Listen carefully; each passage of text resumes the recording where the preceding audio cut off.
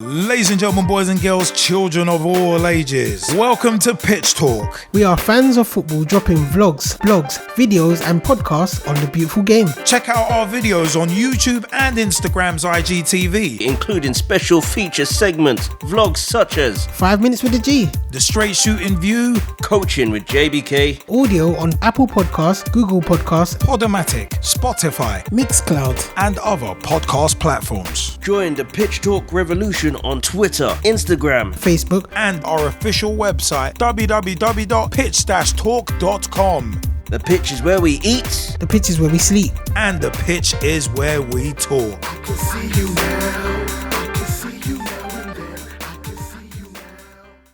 Welcome to the Straight Shootin View. Hey, what's up, people? My name is Straight Shootin LJA, and on a sun-kissed evening, I would like to say welcome to another episode of the Straight Shootin View. Now, politics and sport. Do they mix? Should they mix? I've got a few examples for you. Jesse Owens. The 1968 Olympics. It must be said. Colin Kaepernick. Those are a couple of examples, but there are more examples in regards to politics and sport mixing.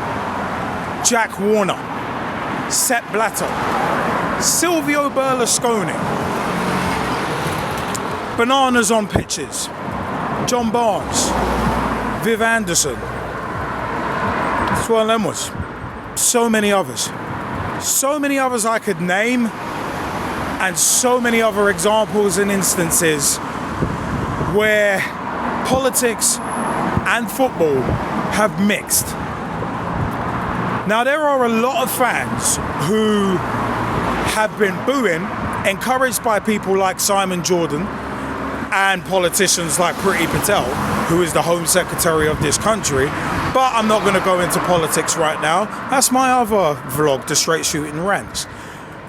But booing the taking of the knee. Is there any quicker way to out those with either out and out racist or borderline racist opinions using the medium of football? I don't think there is. But there are a lot of people saying that politics and football either don't mix or shouldn't mix. And to those people I say, if you say that politics and football don't mix, then you are a clown. You are a moron and you are naive. If you say they shouldn't mix, I agree with you, but at the end of the day, they do. And they are like that. Politics and football are like that. Politics and sports are the same way. So it's one of them where I always say that football is a microcosm of society. And it very much is. Because you look at the corruption at the top level of football, it very much mirrors the corruption at the top level of government. I mentioned Sepp Blatter and Jack Warner earlier. Politics and football don't mix, do they? Jack Warner. America are trying to get him in regards to the FIFA corruption scandal from back in 2015. But they can't. Why? Because he's not leaving Trinidad and Tobago. Why? Because he's politically connected down there. He's a made man. He doesn't need to leave. But the moment he does leave, if he chooses to leave, well, let's just say Interpol will be up his arse so fast, well, they'll be able to rotor what he had for dinner 3 weeks ago. He'll make his head spin. But the fact of the matter is, politics and football do mix. Sometimes well, but mostly not. And for me, taking of the knee is still a token gesture. My opinion on that has not changed. But people booing it and saying it has no place in football, well, at the end of the day, if you're trying to get any sort of message out there, when and where are you going to do it? You're going to do it at a time, in a place where you are going to reach the most people. It just makes sense. You're not going to do something so that only one person or 5 people see it. You're going to do it where millions, maybe even billions of people can see it.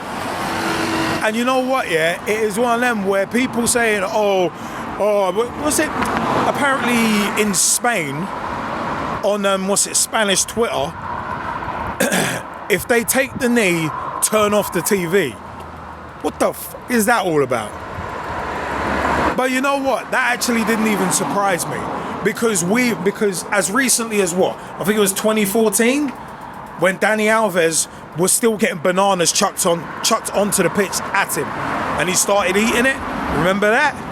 That wasn't that long ago. So that really doesn't surprise me. I'm not tarring every Spaniard with the same brush, because that would be unfair. But the fact of the matter is, that still happens in Spain.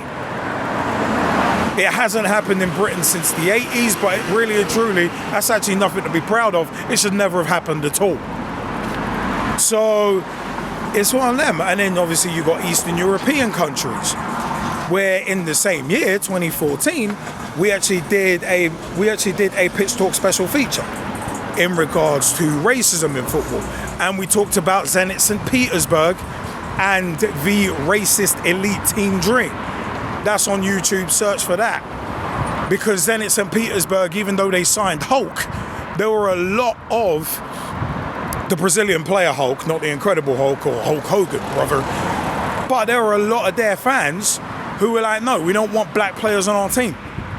Again, that was what, 2013, 2014. So not that long ago.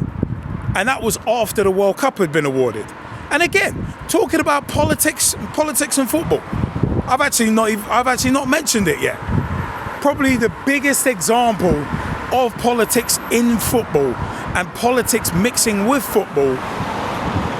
Go back in time and look at look at December of 2010, when the World Cups, when 2 World Cups at once were awarded. You think politics didn't have a part to play in that? You think Qatar didn't buy their way into the game? Brown paper envelopes. You think Russia didn't buy their way into it?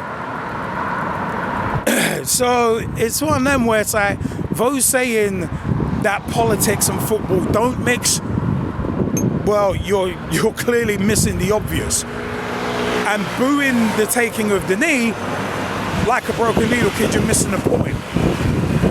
You literally are missing the point that those who take the knee are taking it for.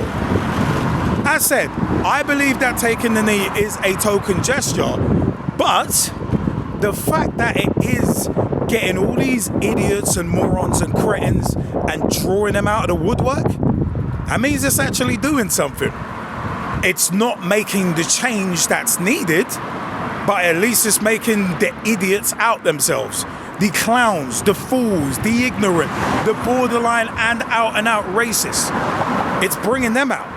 Because most people who are booing the taking of the knee are just like, oh, politics and football shouldn't mix. Oh, you shouldn't be using football to make a political stance. Well, sorry, that horse is bolted.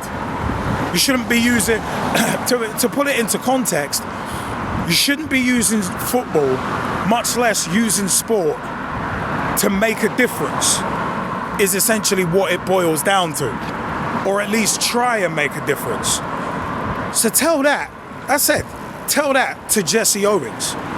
Tell that to Colin Kaepernick. Tell that to Marcus Rashford. And looking at the difference that he's made.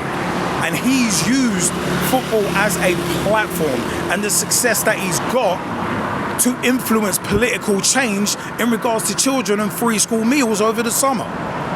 So please try and convince me that politics and football don't mix.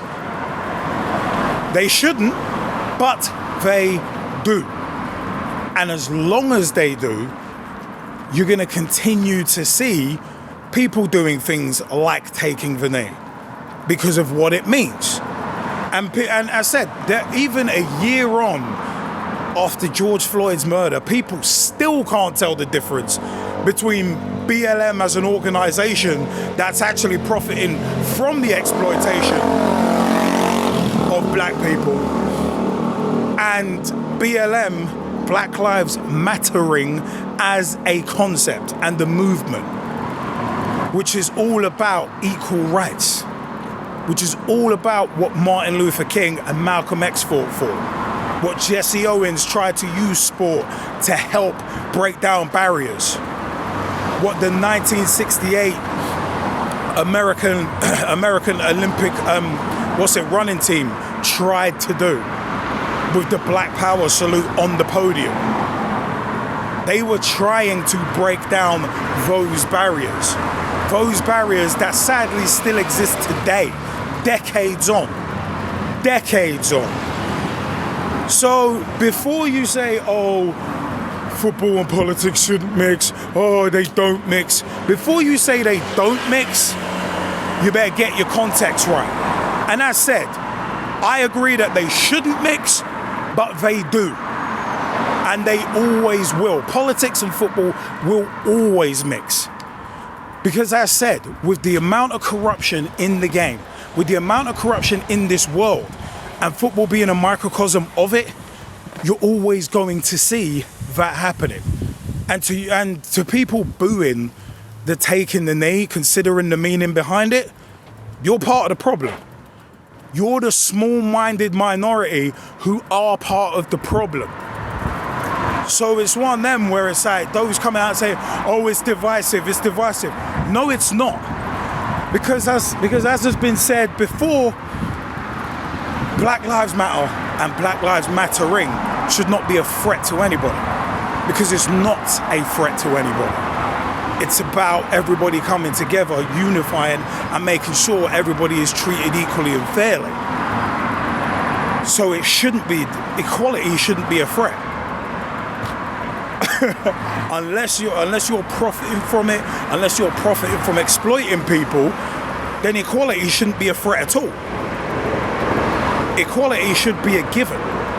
So, as said, to those thinking that taking a knee is a threat, in and of itself, it's been a token gesture for a while, but it seems like it's rubbing some people so far up the wrong way, it's untrue. So it's having some sort of little impact, maybe not on the powers that be, because no change has really happened yet.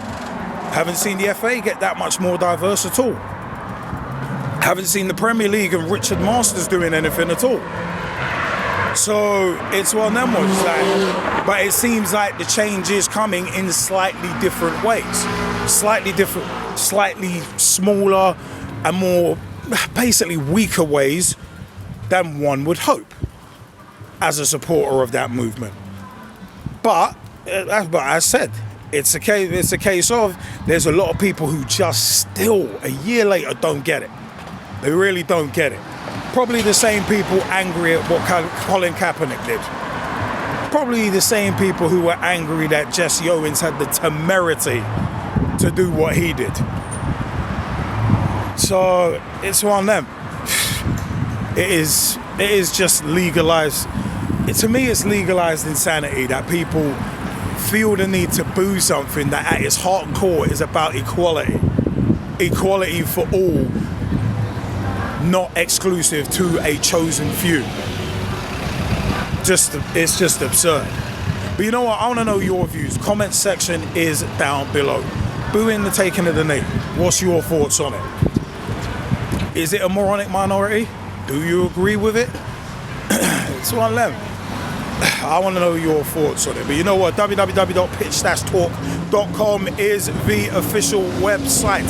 Check out everything there. You can find our podcast links on Apple Podcasts, Google Podcasts, Spotify, Spotify, Podomatic, Podbean, on so many places, Amazon Music, Verbal as well. Check out the podcast links on the podcast page. We've also got our blogs page as well, with the G-Man updating that with blogs past and present as well. Also, you could check out so much more in regards to us as co-hosts. You can find out information about myself, Straight Shootin LJA, the G-Man, and JBK, and also Nathan Arsenal as well as one of our regular contributors. But yeah, www.pitch-talk.com. Find out more about us. youtube.com/pitchtalk. Check out our videos and vlogs and special features and much more, including Pitch Talk at the 2021 SAL Senior Challenge Cup Final as well. Check that out. Big shout outs to the Southern Amateur League for that opportunity too. Also, twitter.com/pitchtalk. Tweet with us, follow us, see what we're up to. Facebook.com/pitchtalk. Become a fan, become a friend, become a member of the group. Join the footballing revolution we're working so hard to create. You know what? I have been Straight Shootin LJA, and until next time, check us out on Instagram too, at pitchtalk on Instagram. We got vlogs, videos, pictures, podcasts, we're everywhere. www.pitch-talk.com. Till next time, I've been Straight Shootin LJA. Thank you for your time. Politics and football do mix. Join the Pitch Talk revolution. Check out the official Pitch Talk website. www.pitch-talk.com.